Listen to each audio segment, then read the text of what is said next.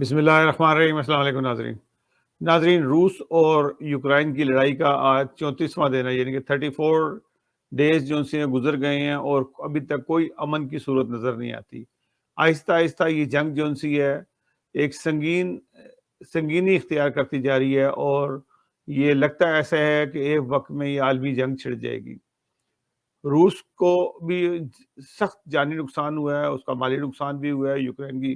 روس کی جو اکانومی ہے وہ کافی ڈاؤن ہو رہی ہے، اور روس چاہتا ہے کہ جلد سے جلد کوئی نہ کوئی فیصلہ ہو جائے یا مجھے ایسی مدد مل جائے جس سے میں مزید جو ہے یوکرائن پہ حملے کر کے یوکرائن کو اپنے قبضے میں لوں، لیکن ایسا نظر نہیں آتا۔ دوسری طرف امریکہ اور اس کے اتحادی جو ان سے ہیں وہ دیکھ رہے ہیں کہ روس کتنا کمزور ہو سکتا ہے۔ کبھی وہ یہ کہتے ہیں کہ کیمیکل ہتھیار اگر کیا تو یہ اچھی بات نہیں ہوگی، کیمیکل سے نہیں مارنا چاہیے۔ اور بھائی اگر وہ کیمیکل سے مارے یا گولی سے مارے یا بم سے مارے، اگر گولی سے بم سے مارتا ہے تو تب ٹھیک ہے۔ بات یہ ہے کہ روس نے یوکرائن کو بالکل اجاڑ کے رکھ دیا، ایک کھنڈر بنا دیا ہے پورے یوکرائن جو جتنا خوبصورت ملک تھا، جتنے خوبصورت لوگ تھے، ان کا جینا حرام کر دیا ہے، اور ایک خاصی تکلیف دہ صورتحال جو سی ہے وہ یوکرائن میں نظر آتی ہے۔ ٹھیک ہے، اس میں یوکرائن کے صدر کی غلطیاں ہیں، یوکرائن کے ایک صدر نے بیوقوفی سے اپنے ملک کا بیڑا غرق کیا، لیکن ان کی عوام کا کیا قصور ہے اس کے اندر؟ جس طرح سے ان کو اجاڑا جا رہا ہے، جس طرح سے مارا جا رہا ہے، ہزاروں جو وہاں کے لوگ ہیں، سویلین ہیں، وہ اس میں مارے گئے ہیں۔ 18 سے 60 سال کے لوگوں کو ملک سے باہر نکلنے کی اجازت نہیں ہے، عورتوں بچوں کو نکال دیا انہوں نے، بوڑھے لوگ وہیں موجود ہیں، وہ مر رہے ہیں، ہاسپٹلس میں تباہی مچ گئی ہے، اسکولوں میں تباہی مچ گئی ہے، اور یہ جنگ ختم نہ ہونے کا نام نہیں لے رہی کہ کب یہ جنگ جو سی ختم ہوگی اور کب لوگ امن میں آئیں گے۔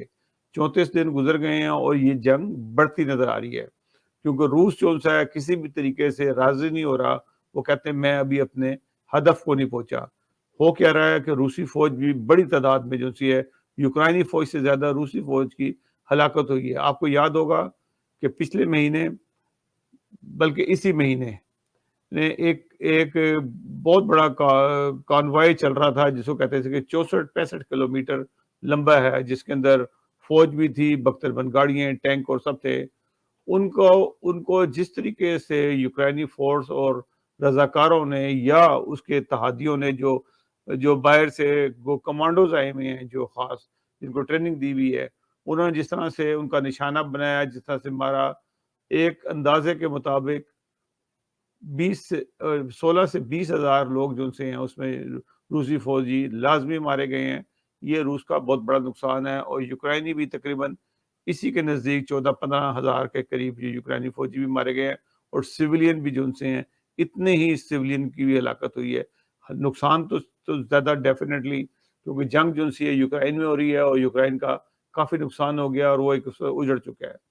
دوسری طرف فرانس بھی جو ہے ایک بحث میں یوکرائن کے صدر کے ساتھ بحث کر رہا ہے۔ یوکرائن صدر کسی وقت بھی کوئی ایسا ناخوشگوار اگر واقعہ ہو جاتا ہے، بارڈرز پہ ہو جاتا ہے، کسی جگہ پہ ہو جاتا ہے، تو وہ ایک سنگین صورتحال اختیار کر دے گا، اور روس کی یہ دھمکی ہے کہ اگر کسی اور ملک نے اس میں دخل دیا تو یہ عالمی جنگ کی طرف جائے گی، اور میں اس کو چھوڑوں گا نہیں، میں اس کو ایک ایسا جواب دوں گا کہ جو اس کو ہمیشہ یاد رہے گا۔ اور اگر فرانس کے ساتھ کوئی جھڑپ ہوتی ہے،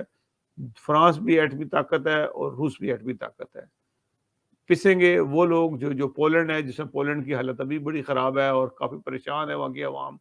کہ کسی وقت بھی یہ جنگ جو سی ہے پولینڈ میں داخل نہ ہو جائے، اور پولینڈ جو ہے وہ میدان جنگ بن جانا ہے، کیونکہ ادھر امریکن نیٹو کی فوجیں بھی موجود ہیں، ارمانیہ بھی موجود ہے، اور پولینڈ کے اندر بھی موجود ہیں۔ یہ نہ ہو کہ یہ جو میدان جنگ بن جائے اور وہاں کی عوام جو سی ہے پسے، تو یہ ایک پریشانی ہے۔ پولینڈ سے جب مجھے ہمارے نامہ نگار نے ہمیں بتایا کہ پولینڈ کی حالات جو ان سے ہیں، وہ وہاں پہ بھی ایک شدید خوف کا حال ہے۔ تو اب جو صورتحال ہے، جنگ کو روکنا جو ان سے ہے بڑے لوگوں کا کام ہے، لیکن مسئلہ یہ ہے اگر بڑے لوگ کون سے ہوتے ہیں؟ امریکہ ہوتا ہے بڑے لوگ، یہ بڑی طاقتیں ہوتی ہیں جو روکتی ہیں، ان کی روس نہیں سن رہا ہے۔ چائنا خاموشی اختیار کر گیا ہے بالکل، چائنا اس پہ کوئی رسپانس نہیں دے رہا کہ اس جنگ کو کس طرح سے روکا جائے۔ چائنا جو ایک ایسا بیان دیتا ہے جس سے نظر یہ آتا ہے کہ چائنا کا پوری تھپکی روس کو ہے، اور چائنا جو نے اس کی امداد کرنے کا بھی وعدہ کیا ہوا ہے، اور شاید امداد کر بھی رہا ہوگا۔ تو اب حالات جو ہیں ان کے قابو میں نہیں آ رہے ہیں، کیونکہ غلطی جو ہے اس میں 100% جو غلطی ہے وہ امریکہ اور اس کے اتحادیوں کی ہے اور نیٹو کی ہے، اور یہ جو یوکرائن کے صدر ہے اس کی ہے۔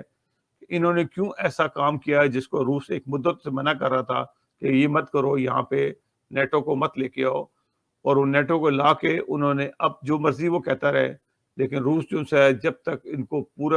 پوری طرح اس کے سسٹم کے اوپر قابض نہیں ہو جاتا اس وقت تک جنگ بند نہیں کرے گا۔ اور اگر کوئی کسی ملک نے اس میں دخل اندازی کی، جس کا اندیشہ اب نظر آ رہا ہے کہ امریکہ کے صدر 4 دن پولینڈ کے اندر رہے اور جو مختلف میٹنگز کرتے رہے، مختلف صدارت انگلینڈ کے، فرانس کے اور مختلف دوسرے نیٹو ممالک کے صدران سے جو ملاقات کی ہے، اس کے بعد انہوں نے کوئی رزلٹ ضرور نکالا ہوگا کہ کس طریقے سے ہم نے اس جنگ کے اندر جانا ہے یا نہیں جانا ہے۔ نہ جانے والی بات نظر نہیں آتی ہے، کیونکہ جنگ جو الجھائی ہے انہی اتحادیوں نے الجھائی ہے، اور انہوں نے لوگوں نے اس کو ہلا شیری کی تھی اور اس کو کہا تھا کہ تم قائم رہو، ہم تمہارے ساتھ ہیں۔ اب جب وہ اس کا بیڑا غرق ہو چکا ہے اور حالات اتنے زیادہ خراب ہو گئے ہیں یوکرائن میں، اور اب اس کے نزدیک جانے والا کوئی نہیں ہے، تو یہ صورتحال بن رہی ہے، اور اس کے بعد اللہ ہی بہتر جانتا ہے کہ کیا ہوتا ہے۔ حالات جو ان سے ہیں یوکرائن کے بھی اچھے نہیں ہیں، روس جو ان سے ہے وہ تو مرنے مارنے کو تیار ہے، لیکن وہ خود بھی چاہتا ہے کہ یہ لوگ میری بات مانیں، لیکن اتحادی اپنی بےزتی سمجھتے ہیں کہ اگر انہوں نے روس کی ساری بات مان لی تو پھر ہمیشہ کے لیے روس کے یہ تابع ہو جائیں گے۔ آج اگر یوکرائن کو مکمل کنٹرول کر لیتا ہے